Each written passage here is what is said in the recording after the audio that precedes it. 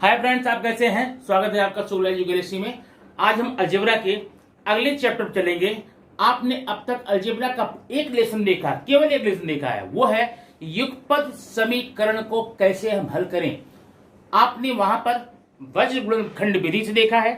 आज हम उसी समीकरण को और भी छोटे में, और भी कम समय में, और भी कम जगह में हल करने का प्रयास करेंगे। और वो प्रयास का नाम है निश्चयक विधि, डिटरमिनेंट। अब ये निश्चयक क्या होता, कैसे सेट होता है, इसके लिए आपको वीडियो पर पूरा बने रहना होगा। ये आपके बहुत काम की चीज है। बोर्ड के एग्जामिनेशन में आपको फुल मार्क्स देकर जाएगा, लेकिन अगर आप वीडियो तक लास्ट तक बने रहेंगे तो। और दूसरी बात, अगर आप वीडियो पर पहली बार हैं, नए हैं, तो सब्सक्राइब करना न भूलें। और वीडियो अच्छा लगता है लाइक का बटन जरूर दबाएं, क्योंकि इसमें कोई भी खर्चा नहीं आता है। ठीक है, आइए देखते हैं ये निश्चयक का मान हम कैसे निकालेंगे। अब यहां मान लीजिए आपके पास कुछ संख्याएं हैं, 4 संख्याएं हैं। उन संख्याओं को मैंने लिखा ए है, बी है, सी है, डी है, या फिर इसको आप कुछ और नाम दे सकते हैं, 1 2 3 4 कर सकते हैं। अब इस ए बी सी डी को आपको 2 तरीके से सेट करना होगा। एक होगा क्षैतिज जो पंक्तियां होगी, और एक होगा ऊर्ध्वाधर स्तंभ, ऊर्ध्वाधर लॉन्गिट्यूडनस कॉलम्स होगा। अब अगर आप इसको सेट कर ले जाते हैं तो कैसे करें, अब देख लिए। इसको सेट करने का तरीका, ए बी ये हो गया, और सी डी ये हो गया। ये आपका क्षैतिज पंक्तियां हैं। और अगर आप ऊर्ध्वाधर करना चाहेंगे तो ए सी और बी डी, इस प्रकार। ये देखिए, ये 2 कॉलम आप इस प्रकार से सेट कर सकते हैं। अगर दोनों को मिलाकर मैं आपको सेट करना बताऊं तो कैसे होगा, आप इसको यूं देख सकते हैं। यहां देखिए, ए बी सी और डी, ये 4 आपके नंबर्स हैं, 4 आपके अचरांक है, जिसको आपने यू सेट किया। 2 पंक्तियां नंबर 1 नंबर 2 क्षैतिज है, और 2 पंक्तियां ऊर्ध्वाधर हैं, लॉन्गिट्यूडनस है यहां पर। अब इसको हम इस प्रकार से कर सकते हैं। अब ध्यान ये रखना, इसको हम निश्चयक, इसका निश्चयक निकालेंगे। इसमें निश्चयक पता करेंगे, इन चारों नंबर्स का निश्चयक कितना आता है। निश्चयक को दिखाते हैं डी से, और पूरे समूह को हम दिखाते हैं किसी भी कैपिटल लेटर से। यहां पर ए हो सकता है, डी हो सकता, डी हो सकता, ई हो सकता, लेकिन ध्यान रखना इसको आप हमेशा कैपिटल से ही दिखाएंगे।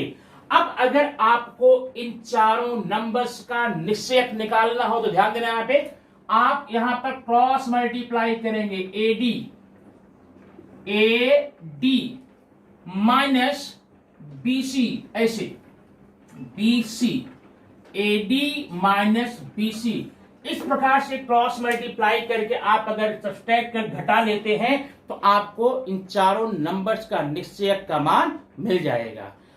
अब हम तो आपको बताने वाले थे युगपत समीकरण में इसका उपयोग कैसे करेंगे। तो पहले मैंने निश्चयक बता दिया, इस प्रकार से इसको हम क्रॉस मल्टीप्लाई करके निकालते हैं। अब आगे देखते हैं कि हम युगपत समीकरण में कैसे निकालेंगे। उसके पहले आपको यहां पर ले चलना पड़ेगा समीकरण का मानक रूप, स्टैंडर्ड फॉर्म ऑफ इक्वेशन। ये कैसे होता है देखिए, अभी मैंने यहां लिखा है ax plus by equal to c, ये समीकरण का मानक रूप है। अब मानक रूप के बारे में लास्ट चैप्टर में हम बताया है। अगर ये कहीं आगे पीछे या व्यतिक्रम में होते हैं आप सही कर लेते हैं, जैसे मैंने यहां पर कर लिया है ax equal to by plus c होता है, या ax plus by plus c equal to 0 होता है। तो आपको इस फॉर्म में लेकर इसको आना ही पड़ेगा। इसको कहते हैं स्टैंडर्ड फॉर्म, मानक रूप बोलते हैं। आप बात समझ गए होंगे, ठीक है। अब इसमें अगर मानक रूप आपने लिख लिया है तो जरा यहां पर देखिए इसमें क्या क्या मकसद है। यहां पर जो आपका ए है, ये देखिए ए है, और यहां पर बी है, यहां पर सी है। ये तीनों आपके अचरांक होते हैं। क्या होते हैं? अचरांक, नॉन वेरिएबल्स होते हैं। माने नंबर होते हैं। चरांक अचरांक के बारे में भी हम पिछले वीडियो में चर्चा कर चुके हैं, इसलिए ज्यादा इस पर डिस्कस करना नहीं है। तो आपका 1 2 3 4 5 6 कुछ भी हो सकता है, इसका मान 0 नहीं होता, ठीक है। तो आपका हो गया ABC, ये आपके अचरांक है, नंबर है, आप यहां देख लेना। तो अगर आपको मैं यहां पर पूछूं, भाई देखो यहां पर, अब यहां देखना 3x + 2y = 7 हो गया। अब अगर आपको है इसमें आपको a का मान निकालना है, b का मान निकालना, c का मान निकालना है। तो a का मान कितना होगा, 3 होगा, b का मान यहां पर 2 होगा, c का मान 7 होगा। आप इस प्रकार से a b c का मान निकाल कर दिखा देंगे। अगर आपके प्रश्न में ये छोटे रूप में आता है, विकल्प में आता है, ब्लैंक्स में आता है, या एक वाक्य में आता है, इस प्रकार के प्रश्नों में आप a b c का मान निकाल सकते हैं, ठीक है। x का जो गुणांक होता है वह a होता है, y का जो गुणांक होता है वो b माना जाता है, और ये जो डिजिट है, नंबर है, वो आपका c माना जाता है। तो आपने यहां पर ABC तो निकाल लिया, ABC निकाल लिया। अब अगर मान लो मैं आपको यहां पर 2 समीकरण दे दूं, यहां पर देखिए सर, इक्वेशन नंबर 1 है, इक्वेशन नंबर 2 देखिए 5x - 3y = 9। अब अगर आपको इसमें ABC निकालना हो, ध्यान देना यहां पे, यहीं पर आपको ज्यादा ध्यान देना है। अगर इसमें मैं पूछूं a किधर है, तो आप a के नाम पर 3 का बताएंगे या 5 बताएंगे, या दोनों बताएंगे, या कुछ नहीं बताएंगे। अब ये कंडीशन होती है, ये समझने के लिए आपको देखना पड़ेगा। यहां पर 2 समीकरण है, समीकरण number A, equation number 1 and equation number 2, ठीक है।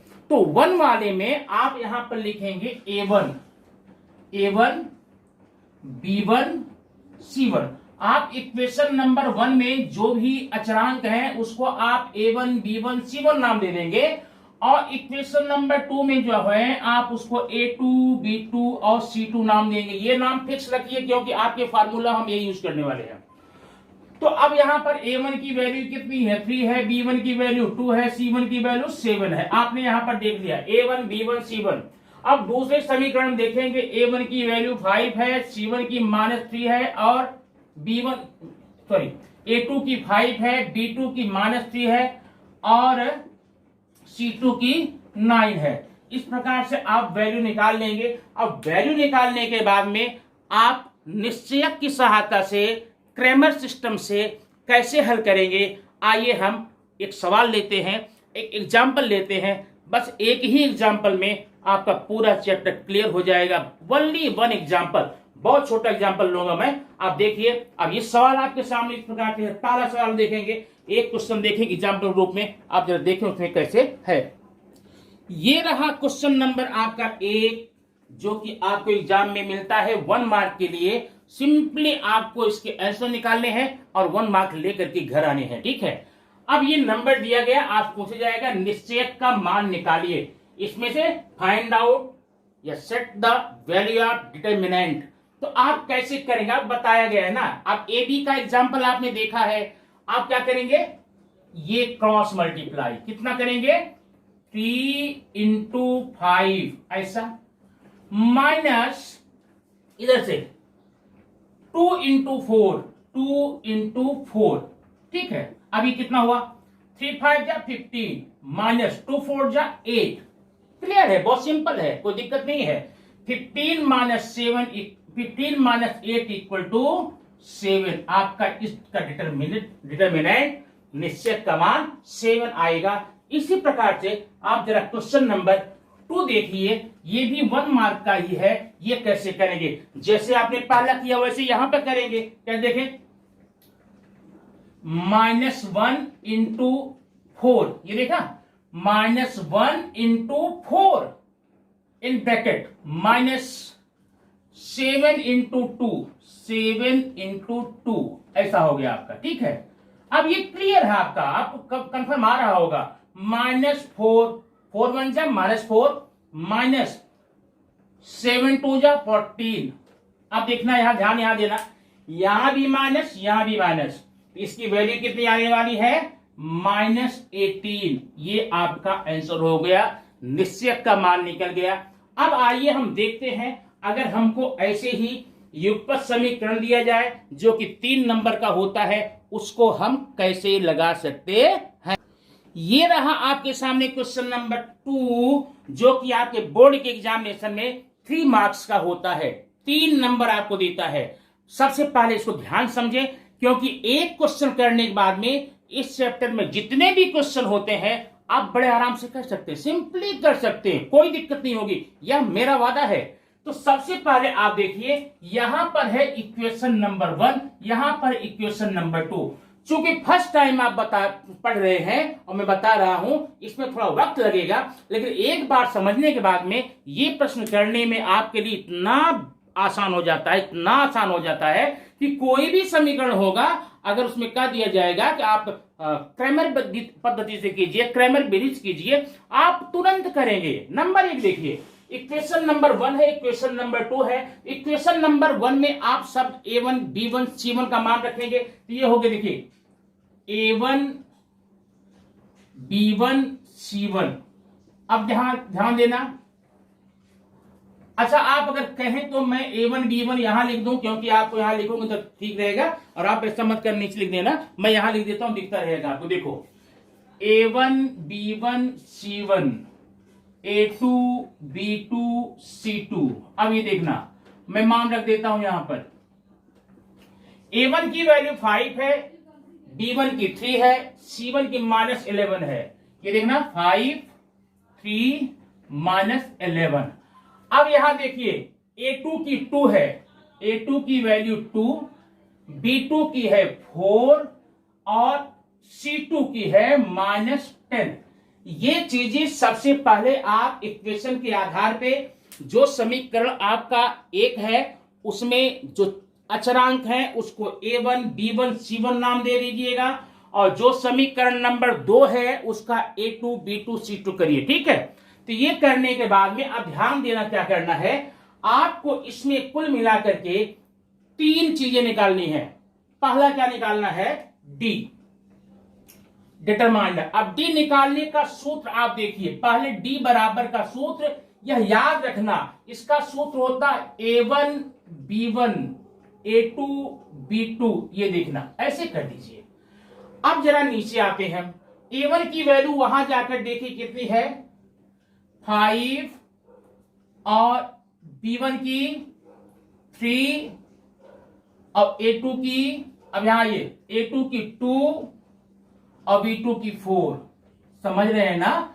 ये आप हमेशा ये सूत्र याद रखना कि d बराबर a1 b1 a2 b2 होता है, a1 b1 a2 b2, याद रखना।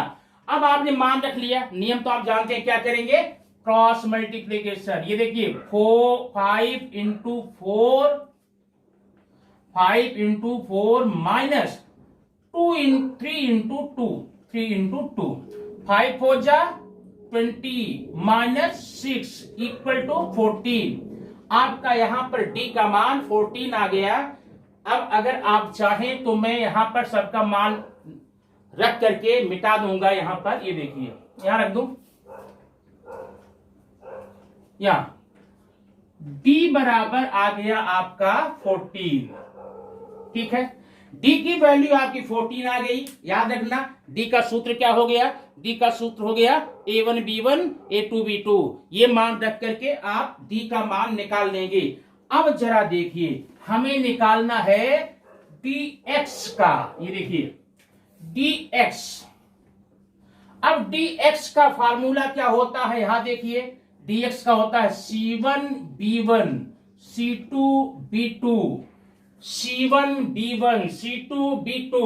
मान रखिए c1 की वैल्यू -11 है, -11, और b1 की वैल्यू कितनी है, 3 है, या ना। c1 की वैल्यू 11 है और b1 की 3 है। अब c2 की -10 होगी और b2 की 4 होगी, ये देखिए बन गया।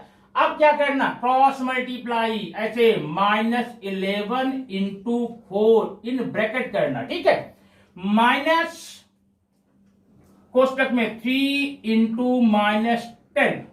अब ये देखना 11 4 जा 44, ये -44 माइनस 3 10 जा 30, ध्यान देना 3 10 जा 30।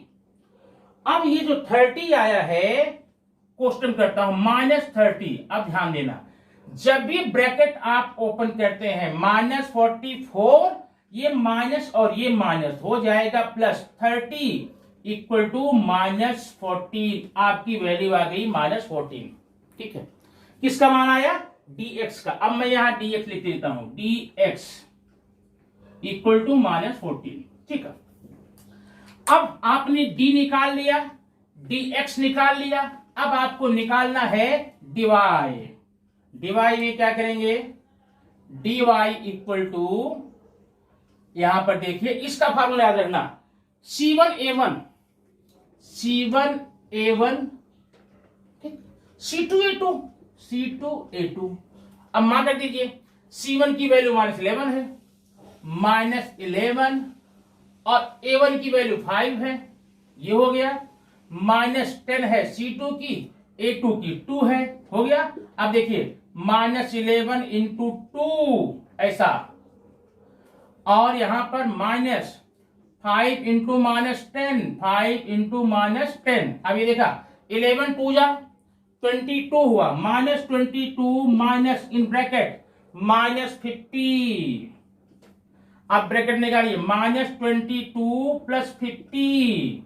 अब घटा दीजिए, कितना आएगा इसमें?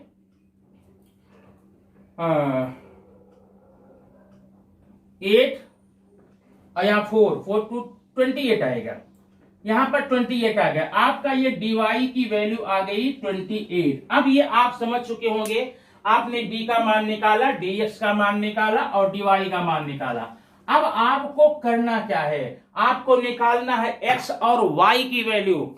x और y की वैल्यू निकालना अब एकदम आसान हो गया है। आप सीधा लिखेंगे x equal to dx upon d, number 1, y equal to dy upon d, number 2। ठीक, अब ये कितना हुआ? dx की वैल्यू कितनी है? 14।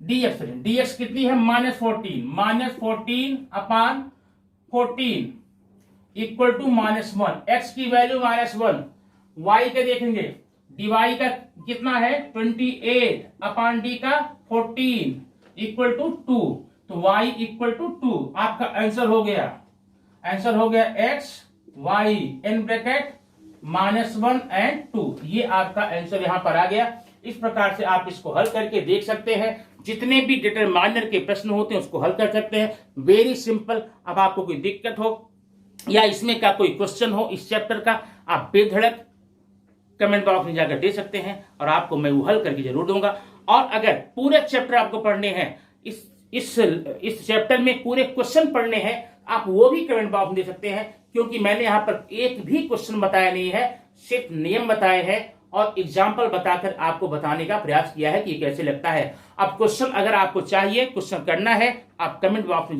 जाके जरूर बता सकते हैं और मैं वो वीडियो आपको बना के दे दूंगा। Thank you very much.